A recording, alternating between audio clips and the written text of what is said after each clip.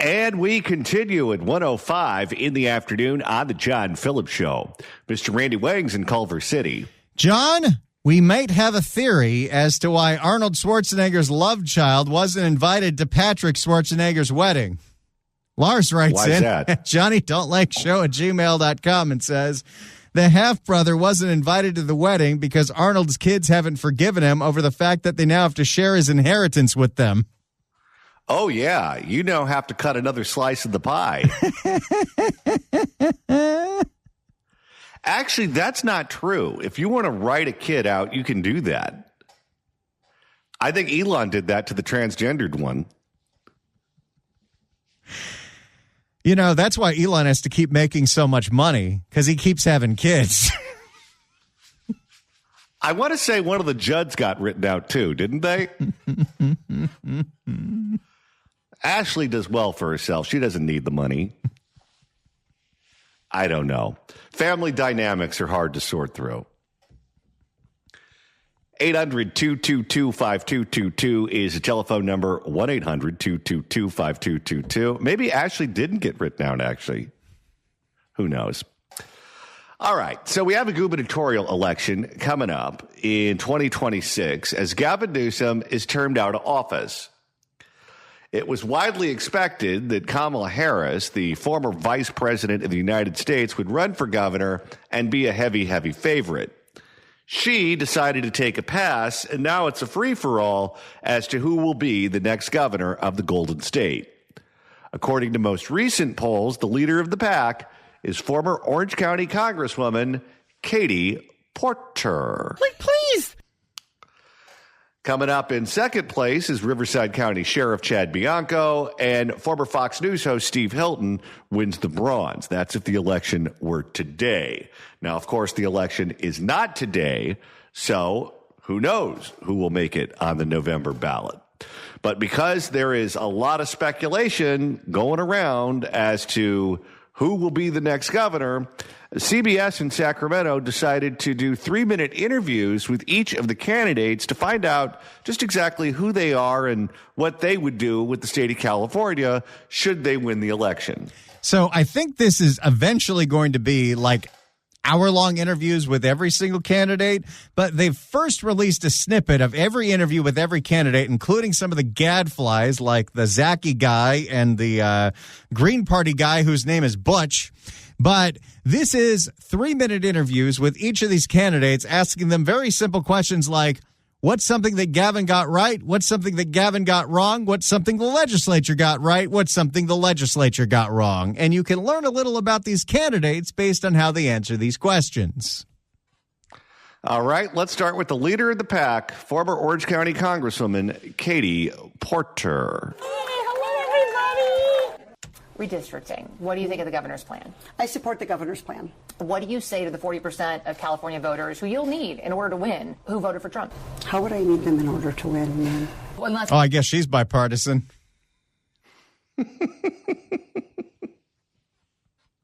How would I need them in order to win, man? Unless you think you're going to get 60% of the vote. You think you'll get 60%. Everybody who did not vote for Trump will vote for. I'm going to remix this real quick. Sometimes when they do these interviews, they put the interviewee on the left channel and they put the other person in the right channel, and it drives my ears crazy. So there, I fixed it. 60% of the vote. You think you'll get 60%. Everybody who did not vote for Trump will vote for you. That's what you're thinking. In a general election, yes.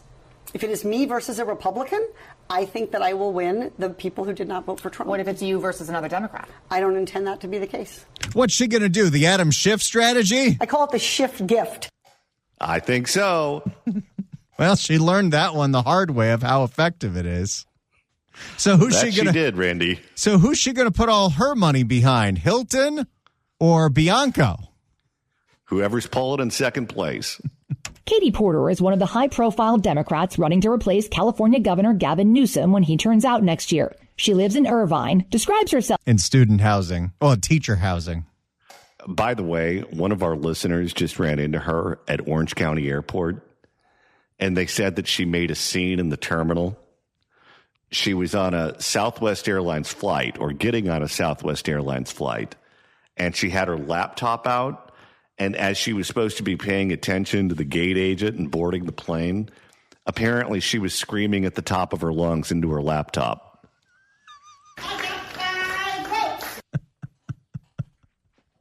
I sure hope that she booked the early bird, because I'd feel real bad for her if she had to choose a middle seat because she was in Group C. He snapped a picture, too.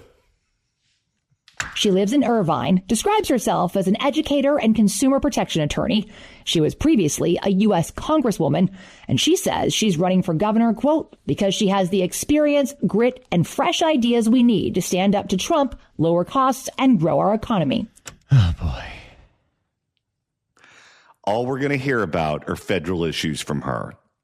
We sat down with each candidate for an in-depth interview covering all the issues that matter to you. But we began by asking what they think our current governor and legislature did right and what they would have done differently. Here's one question with Katie Porter.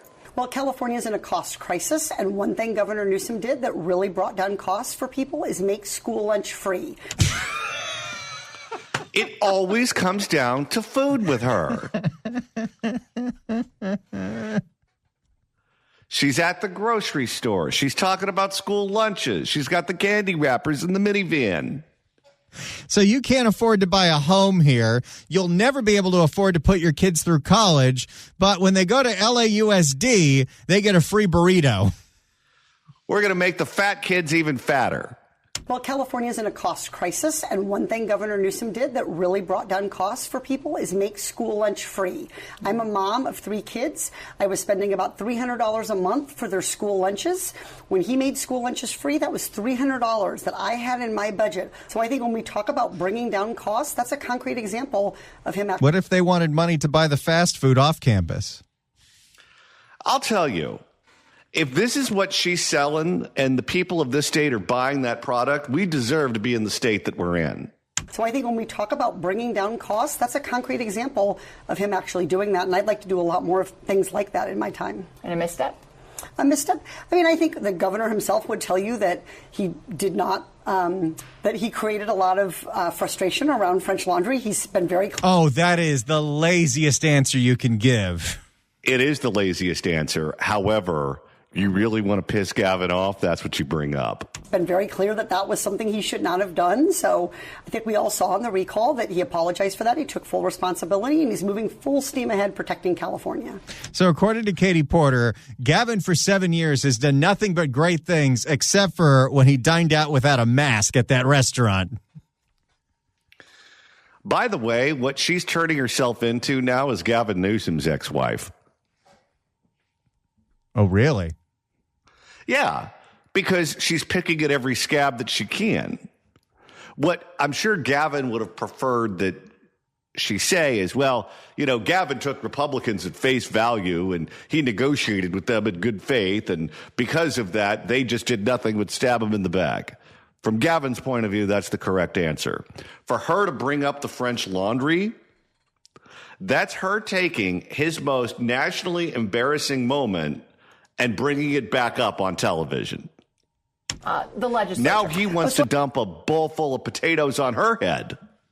So I think the legislature has begun to really have conversations about what we're going to do about Trump. I think that was right to have that emergency early session to talk about. That's the big accomplishment of the legislature, was the special session this year.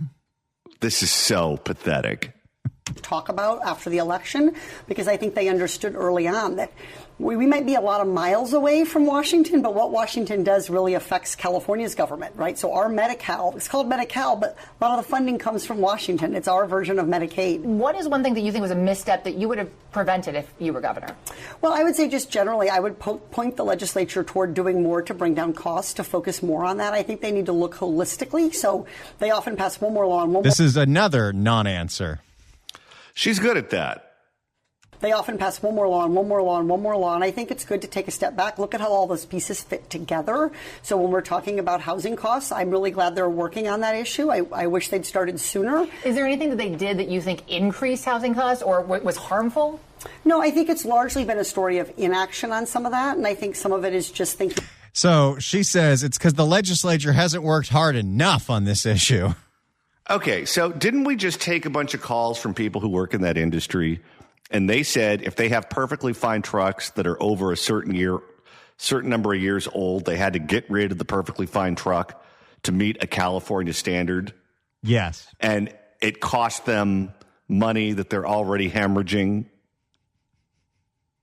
She doesn't think that's a problem. How about what's going on right now with the people in the Palisades? Because the California Department of Insurance will not insist that the insurance company respect the contracts that they have with the homeowners and pay what they owe. That's not a problem? Those are California issues. She doesn't really pay attention to those.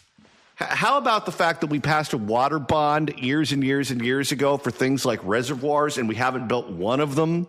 And one of the holdups for building new housing is that we can't prove that we have the water to sustain it?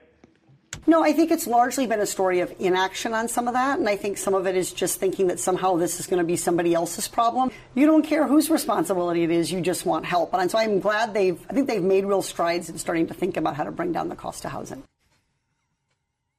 That was Katie Porter's 3 minutes.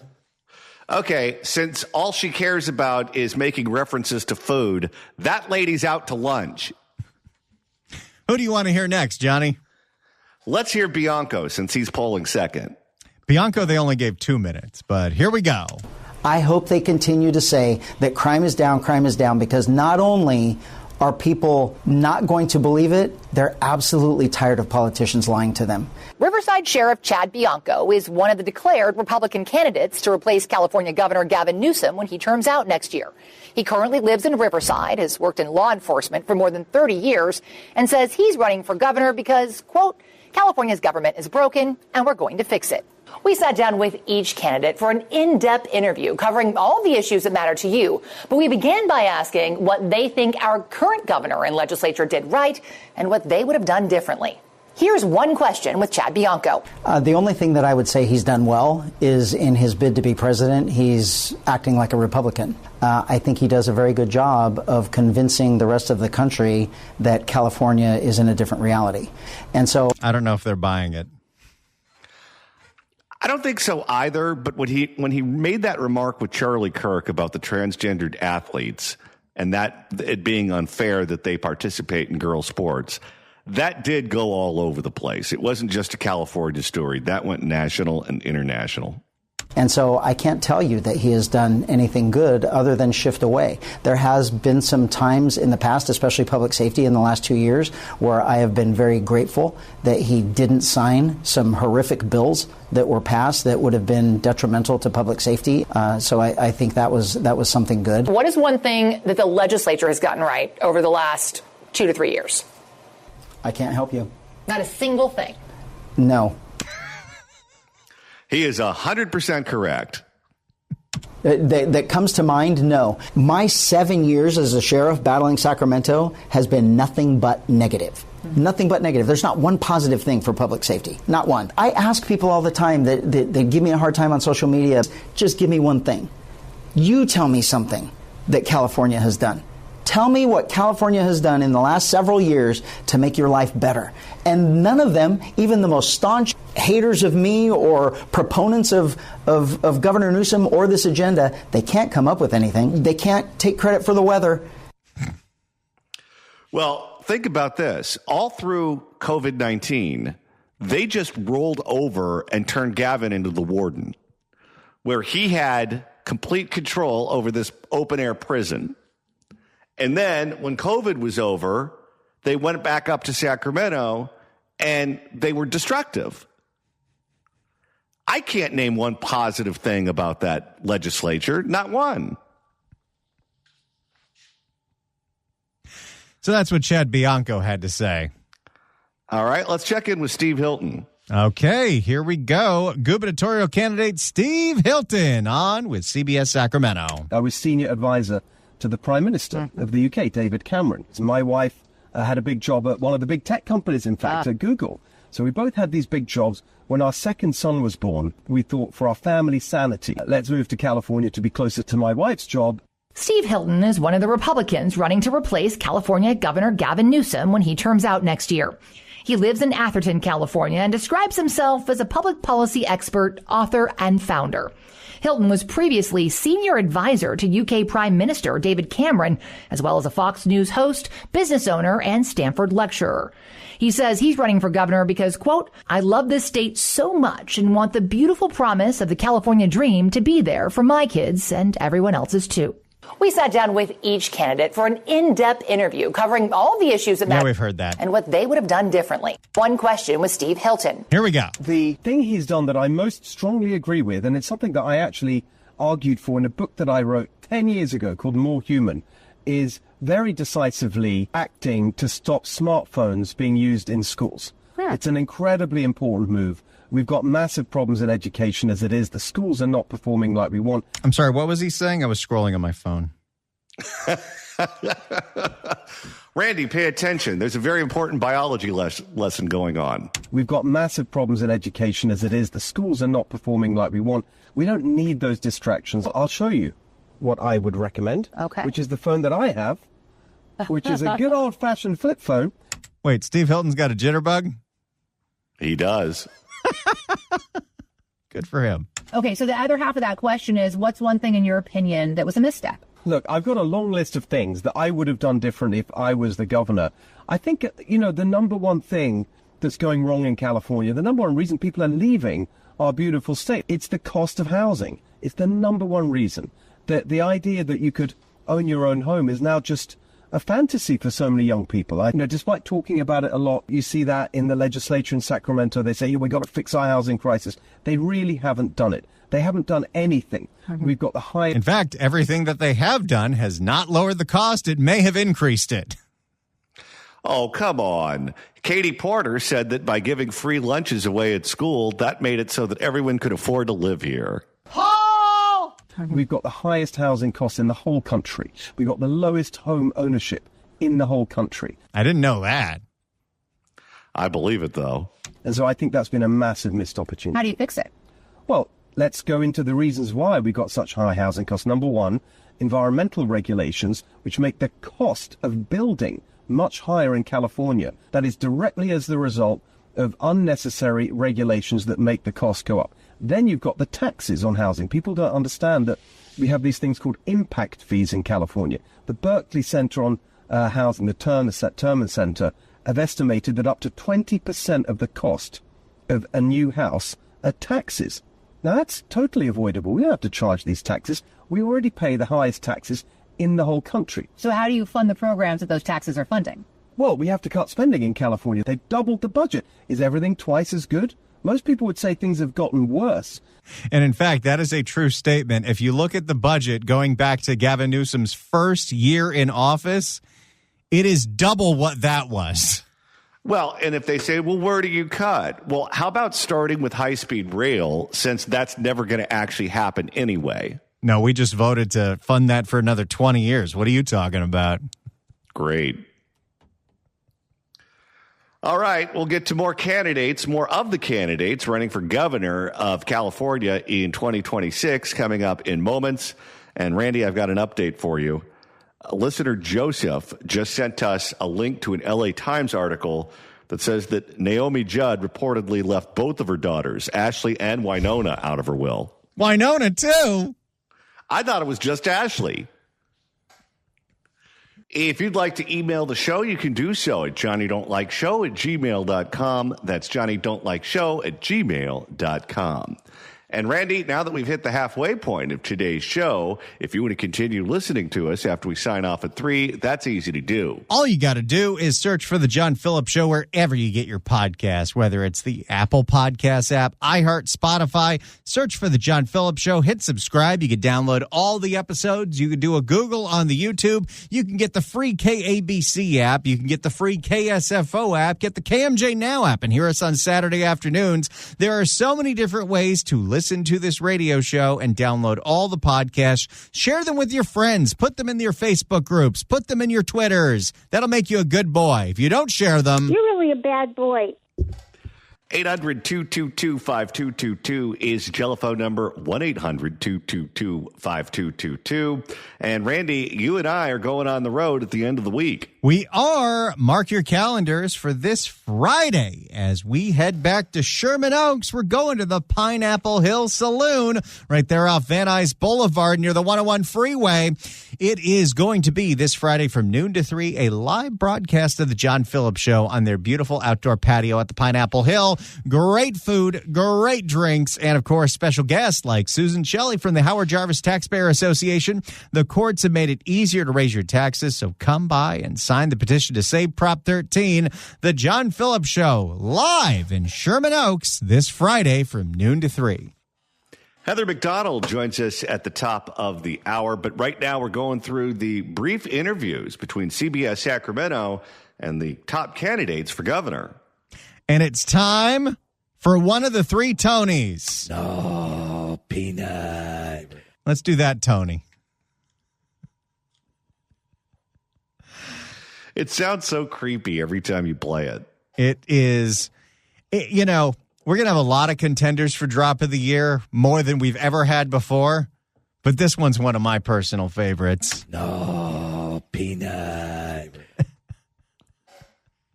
All right, let's hear what Tony had to say. Working with the other side is important. 25% of this. Really? Katie Porter just said it's not. Working with the other side is important. 25% of the state is Republican, but 40% voted for Donald Trump. And what I've said to people, I think we got to hear them out, listen to them.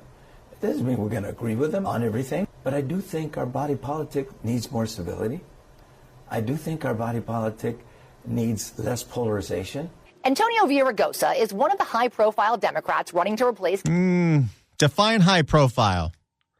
He is trying to run as the most moderate Democrat in the race, and we'll see if there's any appetite out there at all for that among Democrats.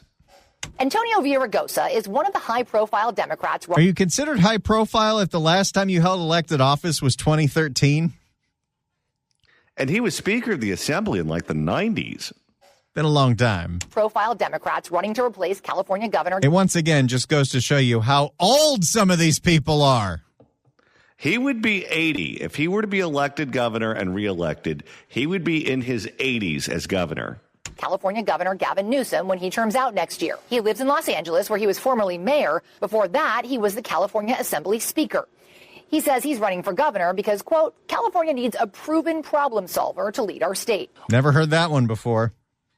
How original.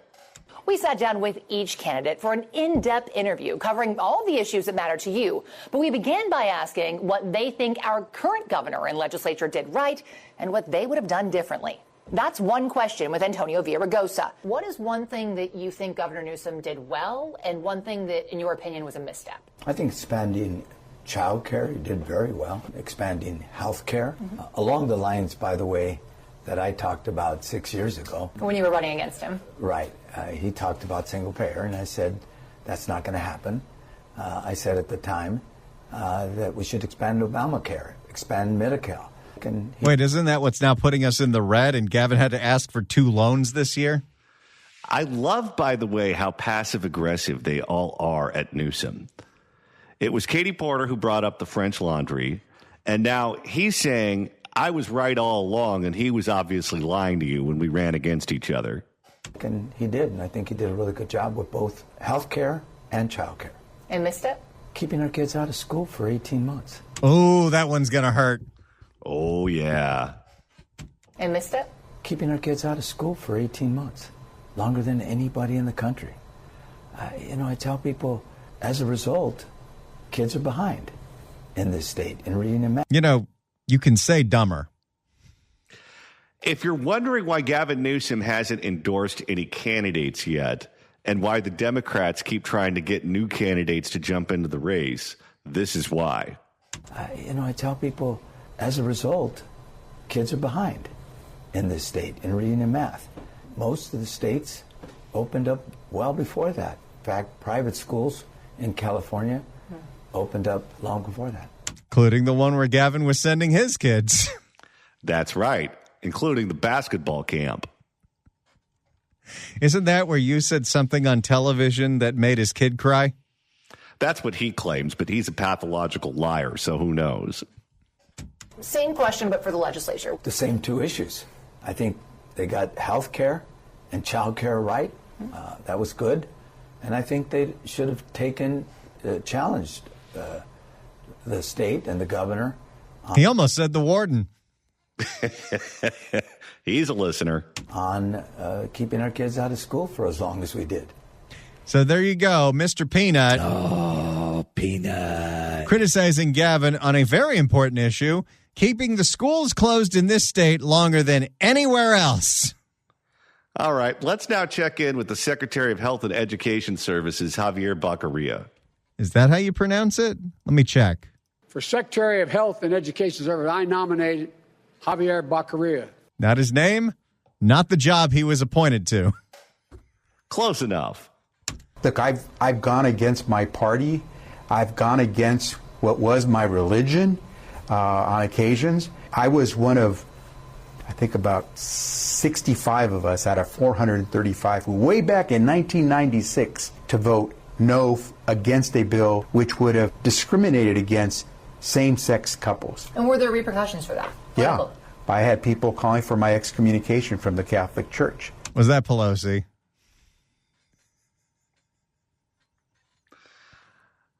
I don't think it was Pelosi. She doesn't like him. But I don't think she made that phone call. Javier Becerra is one of the high-profile Democrats running. Again, define high profile.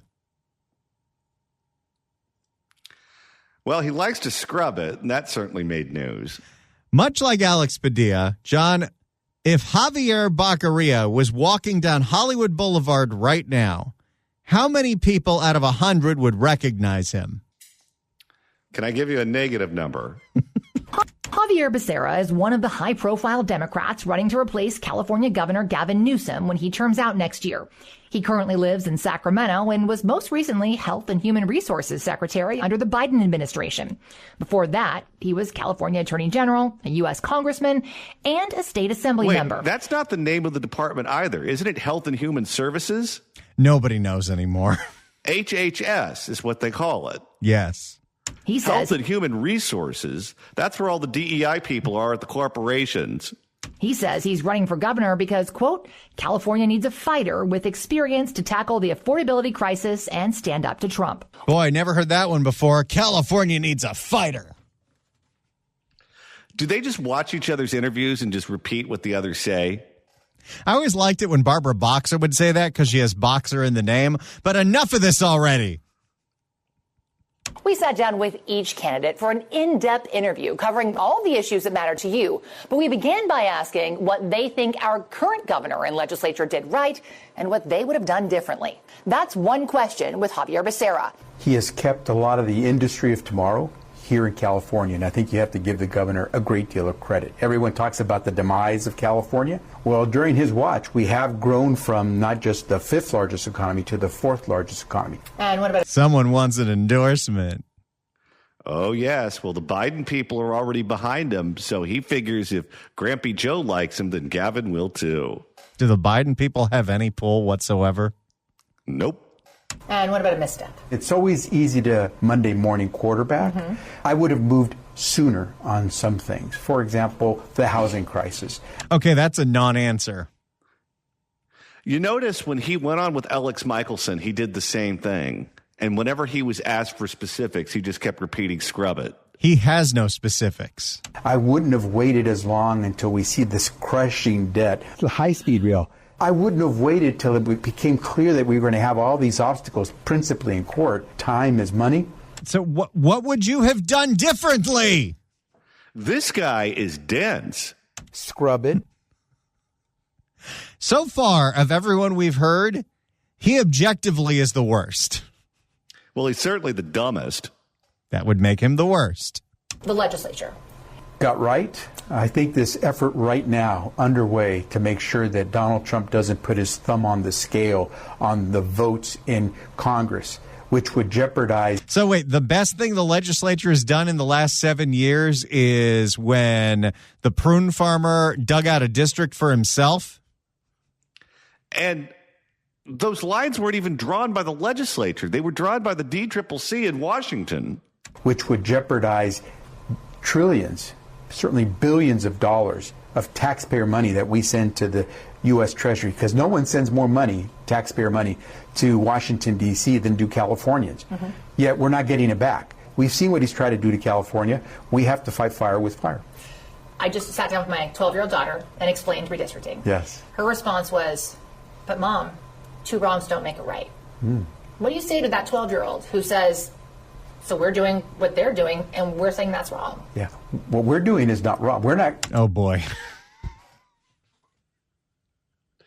If you're looking to get clarity from him, you're going to be disappointed. What we're doing is not wrong. We're not trying to manipulate communities so we can get votes. That's literally what you're doing. You're splitting some cities into like 3 or 4 districts. Lodi is going to have 3 different representatives. Lodi is not a very big place. The thriving metropolis of Lodi. But in her eyes, And what if one of those members of Congress doesn't like Zinfandel? Then Lodi is screwed. But in her eyes, in her simple 12-year-old eyes, she's saying they're redrawing the lines so that they get to pick who goes to D.C. What I would, by the way, your daughter's smart. Good for her. What I would tell her is take a look at what happens in Washington, D.C. You have a finite number of votes. So he's trying to rig the process to give himself more Republicans. That is not a democratic process. California is simply saying, wait a minute, we're going to fight as we need to make sure our votes count the way they should. I don't think that 12-year-old's going to like that answer. Nope, that 12-year-old isn't voting for him. So there's Javier Baccaria. 800-222-5222 is the telephone number, 1-800-222-5222. CBS Sacramento sat down with all of the major candidates running for governor here in California. Randy, let's now check in with the state superintendent of public instruction, Tony Thurmond. This is one of 3 Tonys that are running. And of course, you were in charge of schools during the pandemic. You worked closely with the Newsom administration. In hindsight, do you regret keeping schools closed as long as they were? Well, if we knew then what we know now, we would have known that we could manage COVID with 2 things, a face mask and a rapid COVID test. Didn't we know that in like mid-2021? And by the way, you don't even need that. Kids were at almost 0 risk from COVID. Tony Thurmond. But Cecily was at risk. Oh, yes, the beloved teachers unions who wanted to make sure that no one had to ever go to work in person again. Our babies. Tony Thurmond is one of the high-profile Democrats running to replace California Governor Gavin Newsom when he terms out next year. Once again, define high profile. He lives in Richmond and runs California's Department of Education as the superintendent of public schools. He was previously a California Assembly member, and he says he's running for governor because, quote, California is at a critical inflection point that could lead to prosperity for all or a further decline for working Californians. Boy, there's a generic statement. Okay, I wonder if he realizes that if he's a dark horse with almost no chance, that answering every question with a cliche is not going to be helpful.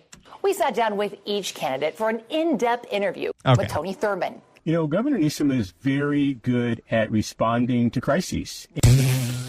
Oh, give me a break. He's good at creating them. I'll give him that. Did he do this interview from inside of an orifice? I hope he is blowing a point, too, when he answered that question. Because if he's drunk, I can give him a pass. If he's sober, he's dumber than Baccaria. You know, Governor Newsom is very good at responding to crises, and he is a creative thinker. And it is a fair statement to say that he has led one of the largest investments in public education in California. And for that, I'm grateful. Wait, aren't our kids dumber than Mississippi now? They're dumber than just about anyone on planet Earth. And for that, I'm grateful, and I'm grateful for his partnerships. You know, there's one thing that I think he could do more of and that I intend to do differently as governor. And as you look at the number of disaster responses that we have. Mm-hmm. I think it's important for us to put more pressure on the insurance companies to come through for Californians. How would you do that? Didn't you endorse Ricardo Lara? So many of the companies have said, oops, sorry, we can't insure you anymore at our moment of crisis. And so I think that the governor has to put pressure on those companies. How many public statements has he made urging Ricardo Lara to do his job? 0. That's what I thought. Along the same lines, over the last couple of years, what's one thing that you think the legislature got right and one thing that you think was a misstep that you as governor could have prevented? Well, when I served in the legislature and there were surpluses, I was encouraging the legislature to invest $1 billion in affordable housing. Oh, so you want to kick back money to developers? Oh, yes. How do you think he's going to win re-election? Right off the top. Legislators are always thinking about all the different projects that they want to support in their district, and that's great. But it didn't really coalesce into a formal approach for building more housing. We need to have more housing units in the state. I think that's where we have to put our greatest emphasis because the American dream is slipping away from Californians and their ability to own a home. Cliche, cliche, cliche. Next. All right, let's go with a long shot with this one. How about Butch Ware, one of the Green Party candidates? A lot of people forget this. When he was running for San Francisco mayor, a Green Party candidate named Matt Gonzalez got 47% of the vote and almost sent Gavin packing. Greens have won multiple elections up and down this state. Butch Ware is the Green Party candidate running to replace California Governor Gavin Newsom when he terms out next year. He lives in Santa Barbara, where he's a professor at UC Santa Barbara. Uh-oh.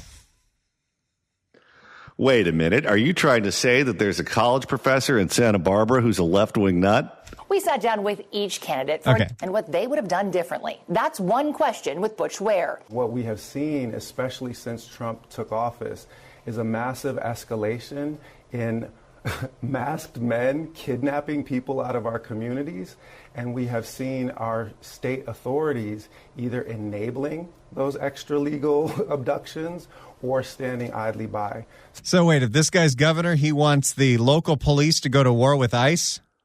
Yes, and Gavin Newsom is not left-wing enough. So one of my biggest critiques of the Newsom administration has been that if I were to add another one, it would be homeless sweeps. And this state is too tough on the homeless.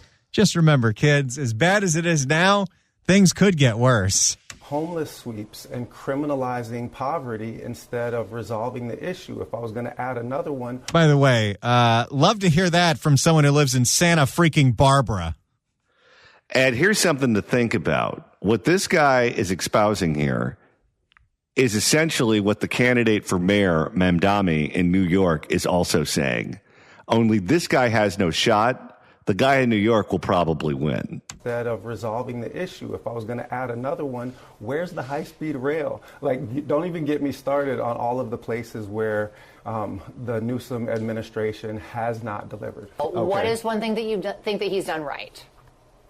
Boy, this is going to be tough. You might have to edit around this. He has at least made a semblance of trying to fight back. Now, I personally don't think that social media clapbacks are the way that we should be trying to resolve political issues. Wait, the only thing you like that Gavin's ever done is when he goes after Trump? That's pretty much it. We're doomed. Start Zillow scrolling, everyone. It's time to get out. And there are more lunatics who might jump in the race, too, including our U.S. Senator, Alex Padilla. All right, we've got one more hour coming up on the John Phillips Show. Heather McDonald joins us next. Don't you go anywhere.